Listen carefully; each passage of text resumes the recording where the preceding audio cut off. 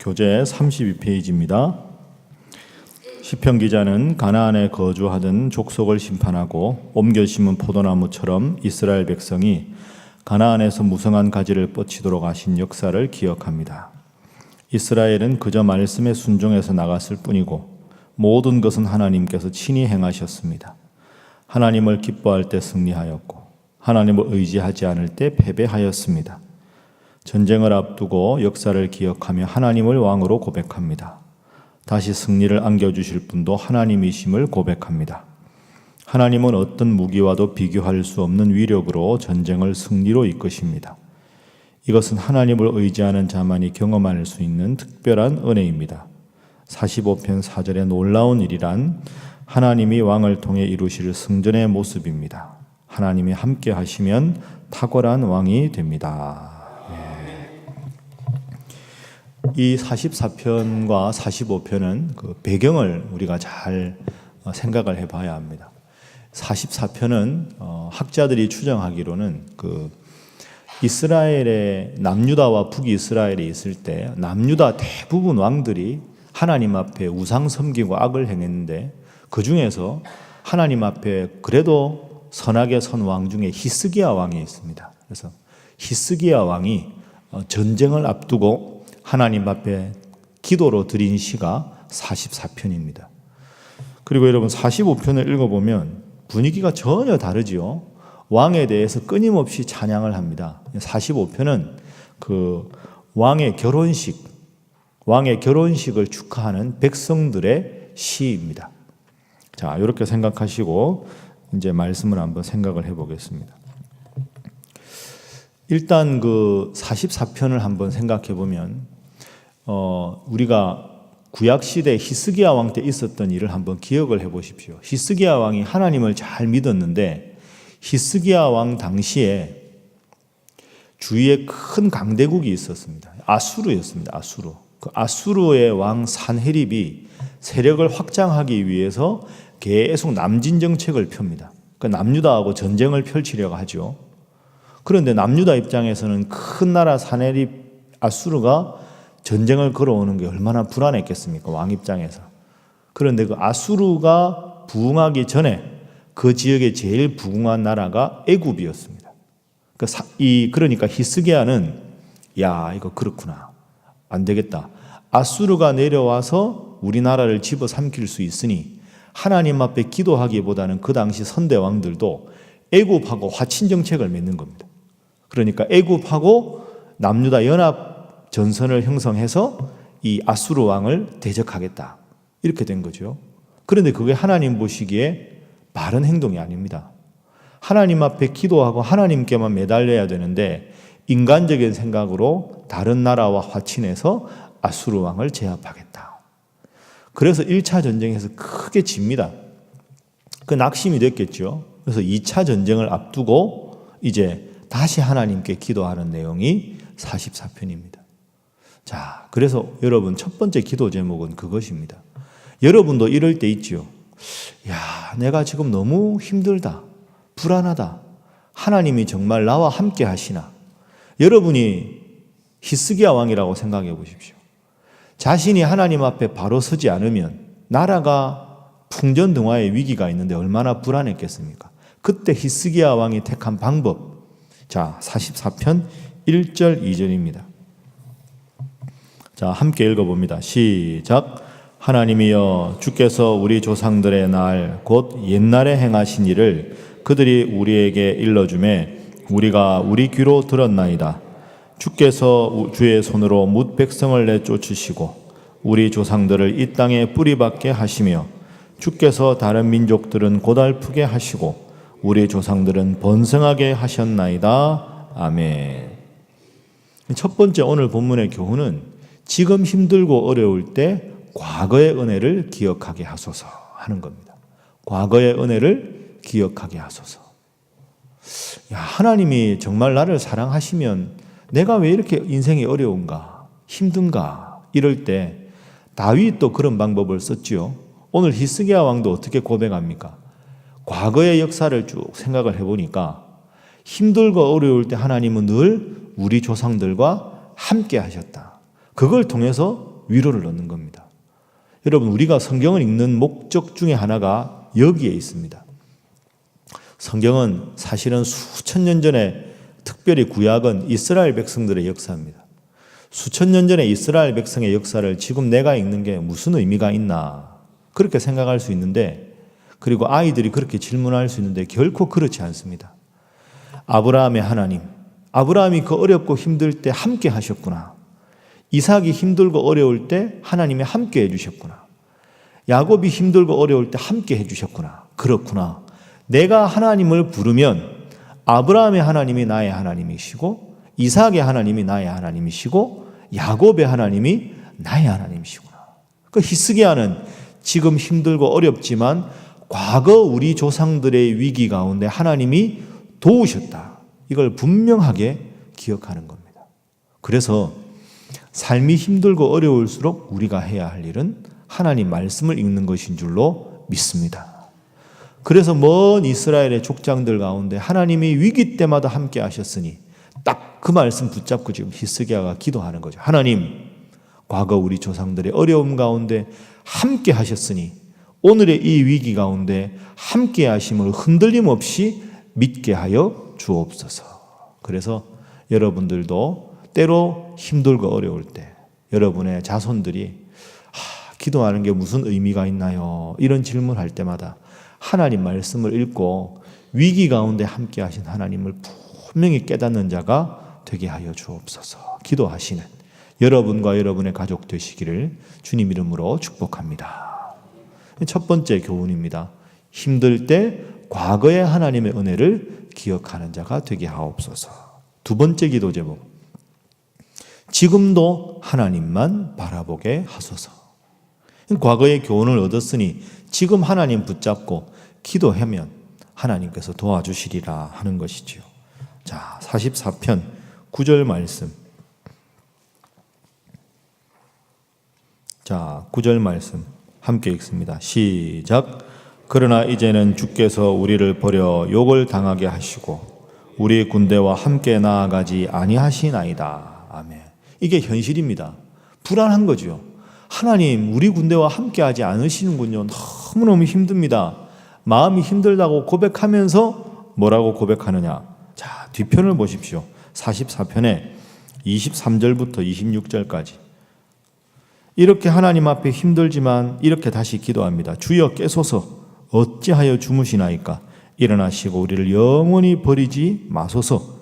어찌하여 주의 얼굴을 가리시고 우리의 고난과 압제를 잊으시나이까? 26절. 일어나 우리를 도우소서. 주의 인자하심으로 말미암아 우리를 구원하소서. 과거에 함께 하셨던 하나님인데 지금은 왜 하나님 저희를 버리신 것처럼 보입니까? 원망하면서도 결론은 뭡니까? 하나님, 우리를 도와주십시오. 간절하게 하나님 앞에 기도하는 걸로 44편이 마무리가 되고 있습니다. 우리도 살아가다가 힘들고 어려울 때 하나님 앞에 원망할 수 있습니다. 그러나 원망의 결과가 원망으로 끝나는 게 아니라 하나님 도와주소서, 하나님 함께 하소서. 그 전쟁의 위기 앞에 간절하게 기도했던 히스기야 왕처럼 과거에 함께 하셨던 하나님, 현재 답답한 마음이 들지만 지금도 함께 하심을 믿고 하나님 앞에 간절하게 메어 달리시기를 주님 이름으로 부탁합니다. 자, 이제 45편 말씀을 우리가 함께 보겠습니다. 45편은 말씀드린 대로 왕의 결혼식을 축하하는 백성들의 시입니다. 자, 1절 2절 한번 읽어보죠. 함께 읽습니다. 시작. 내 마음이 좋은 말로 왕을 위하여 지은 것을 말하리니 내 혀는 글솜씨가 뛰어난 서기관의 붓끝과 같도다. 왕은 사람들보다 아름다워 은혜를 입술에 머금이니 그러므로 하나님이 왕에게 영원히 복을 주시도다. 아멘. 백성들이 왕의 결혼식을 맞으면서 왕에게 큰 축복을 합니다. 마지막 17절이 해피엔딩입니다. 내가 왕의 이름을 만세 기억하게 하리니 그러므로 만민이 왕을 영원히 찬송하리로다.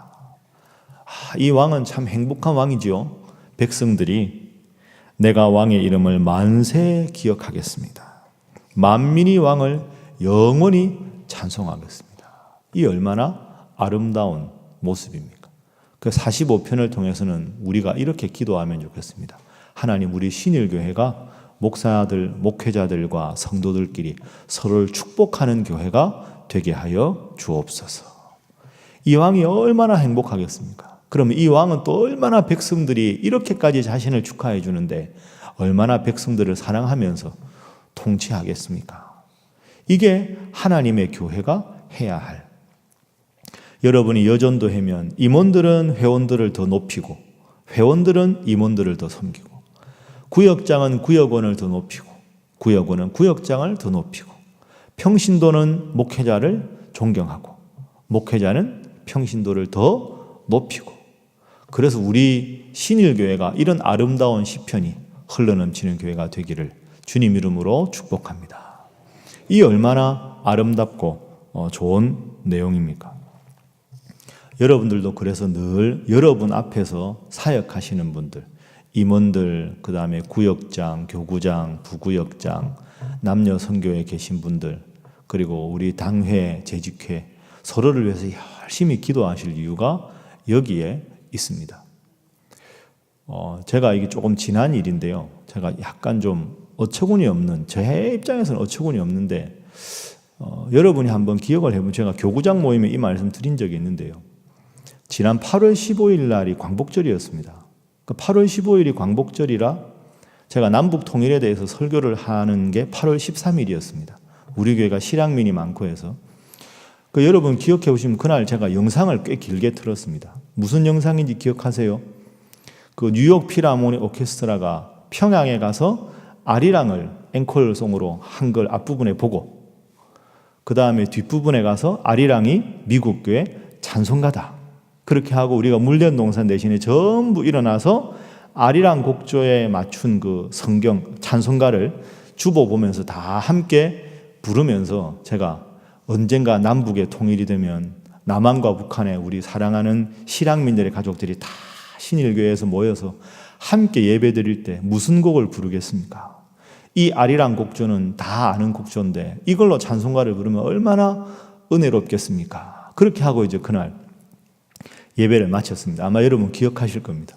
그런데 그 앞부분에 영상에 보면 쭉 이렇게 뉴욕 필하모닉 오케스트라가 하는데 거기 보면 동평양 대극장에서 공연을 했습니다. 그러니까 제 의도는 뉴욕 필하모닉도 평양에 가서 저런 공연을 하는데 우리는 북한에도 가지 못하고 거기 가서 예배도 못 드리고 언제 그런 날이 오나 했는데 그게 이제 쭉 가다가 MBC에서 이제 생중계를 했는데 몇 년 몇 월 며칠 동평양 대극장 공연 이렇게 하고는 앞부분에 보면 미국 국기가 여기 있고 이 북한 국기가 여기 있었습니다. 그죠? 그러니까 저는 그걸 보면서 교인들이 북한에 저렇게 공연을 했네 이렇게 하고 뒤에 찬송가를 연결시키려고 그랬는데 그 부분을 딱 따서 배요한 목사가 설교 시간에 북한의 국기를 찬양하기 위해서 인공기를 설교 시간에 보였다. 이제 이렇게 이제 딱 그것만 뗀 거죠.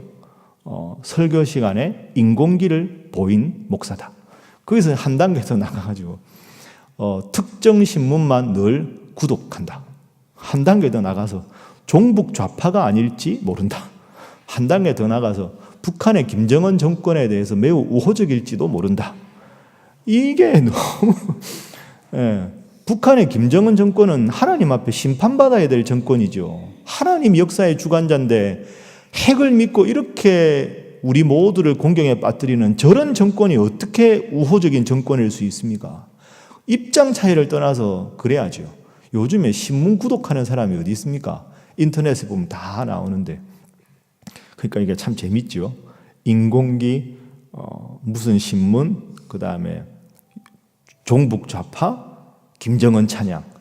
이게 제가 너무 어이가 없었는데 또 사람이 보면 그렇게도 보는구나 싶었습니다. 여러분도 좀 우스우시죠? 제가 그런 사람 아니거든요. 걱정하면서 저는 절대로 그렇지 않습니다. 그리고 설교 시간에 목사가 정치적인 색채를 말해서 되겠습니까? 하나님 말씀을 전하라고 목사를 설교단에 세웠는데 정치적인 이야기해서 교인들 마음이 힘들고 분열되고 그 하나님 앞에 목사가 바로 서지 않는 장면이죠. 아주 소수기 때문에 제가 그냥 웃으면서 지나가는 일인데요. 드리고 싶은 말씀은 그겁니다. 저뿐 아니라 여러분들 성도들끼리도 아무것도 아닌 거 가지고 오해가 되면 그 참 본인은 힘들 수가 있잖아요. 오늘 보면 왕의 결혼식, 나이가 많은 분들은 왕이 자꾸 바뀔 때마다 결혼식 꽤 많았을 텐데도 그걸 기뻐해서 이렇게 왕을 축복하는 이 얼마나 아름다운 시편입니까? 그 여러분들도 여러분 함께 신앙생활하는 성도들 힘든 일 있으면 잘 격려해 주시고 혹시라도 좀 불편한 이야기 들으면 직접 보고 들은 것 아니면 그렇게 말씀하면 안 된다 해서 그런 자꾸 안 좋은 소문이 교회에 없어지고 서로를 늘 축복하고 서로를 늘 격려하고 서로를 더 사랑해서 힘들고 어려운 세상 속에 살아가다가도 이 예배당에만 오면 신일교회만 오면 서로도 기쁘고 서로도 치유받고 서로도 격려받는 우리 신일교회 그리고 행복한 여러분 한 분 한 분 되시기를 주님 이름으로 축복합니다. 함께 기도하겠습니다. 하나님, 지금까지 인도하신 주님을 더 깊이 찬양하게 하여 주옵소서. 지금의 힘든 상황에서도 도와주시는 주님만 바라보게 하여 주옵소서. 온 성도들이 서로를 축복하는 교회 되게 하여 주옵소서. 그리고 오늘 신일부활동산 조성감사 예배를 드립니다. 하나님, 우리 수건사업 해결하게 하시니 감사하고 앞으로도 우리 교회가 성도들의 마음을 시원케 하고 하나님께 영광 돌리는 교회 되게 하여 주옵소서. 다 함께 주님 앞에 기도합니다. 주여.